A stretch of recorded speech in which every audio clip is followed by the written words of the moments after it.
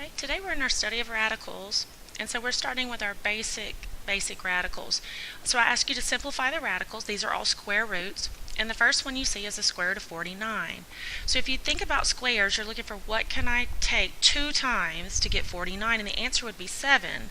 So when you write your answer, make sure you just write it as a plain 7. Don't leave your radical in it, because when you take the square root of 49, it's going to be the number 7. The radical goes away. The next problem you have is the square root of 1 over 9. Well, you could break that into pieces and take the square root of 1 over the square root of 9, and you could break that up by the quotient rule. So the square root of 1 would be 1, no radical left, and the square root of 9 would be 3, no radical left. So 1 over 3 would be the answer. So then we get to the negatives, and the negatives are a little tricky. The first one is the negative square root of 81. Well, the way we can think about that is you have the negative out in front, kind of minding its own business, and then you have the square root of 81. Well, I know that the square root of 81 is 9.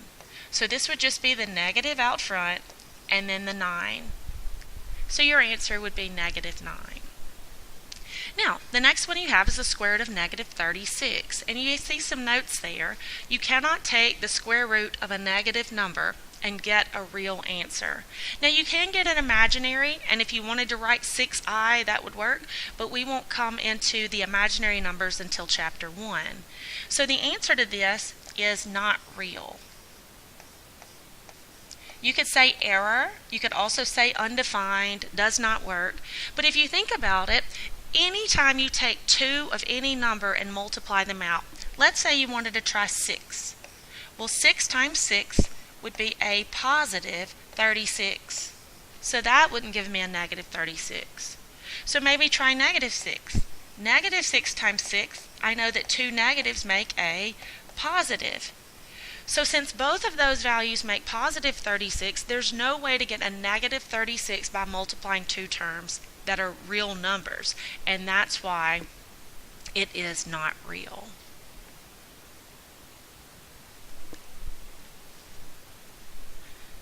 Okay, let me get my notes just a second.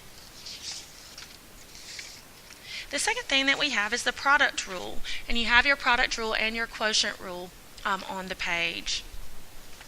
Now I'm going to write my list of squares up really fast.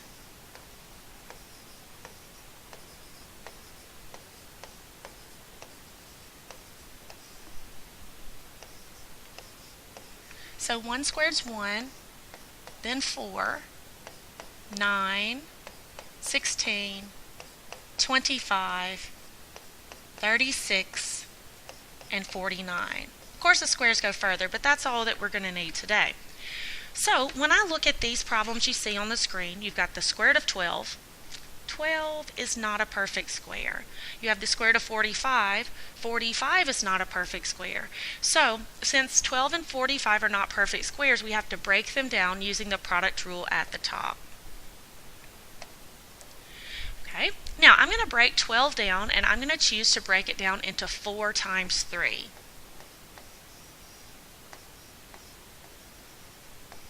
Now you may say, well, why did you use 4 and 3? Why didn't you use 2 and 6?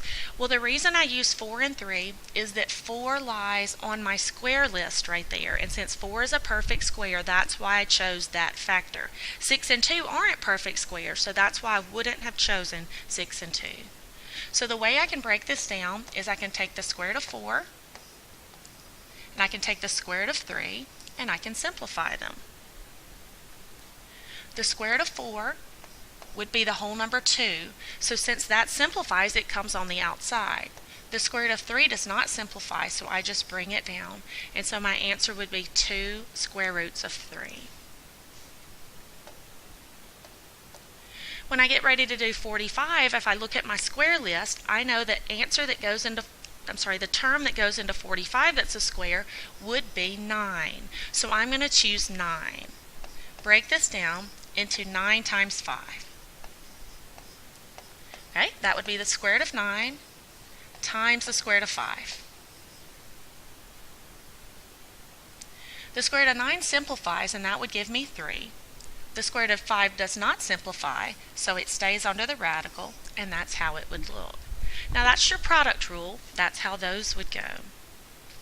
The next one you have is your quotient rule. So you see your quotient rule here.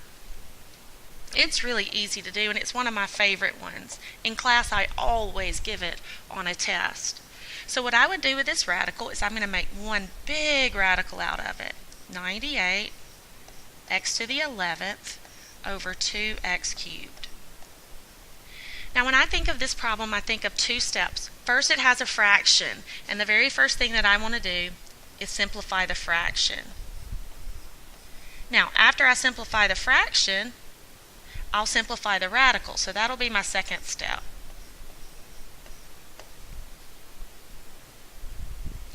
To simplify the fraction, I just use my exponent rules.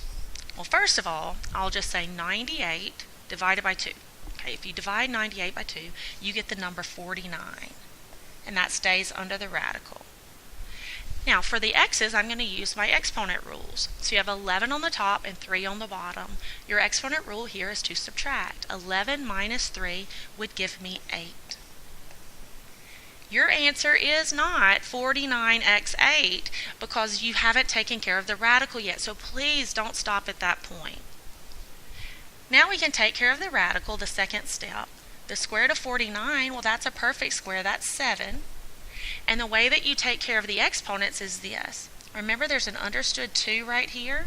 To take care of the exponents, you divide the exponent by the index. So we would say 8 divided by 2. 8 divided by 2 would give me 4 of those.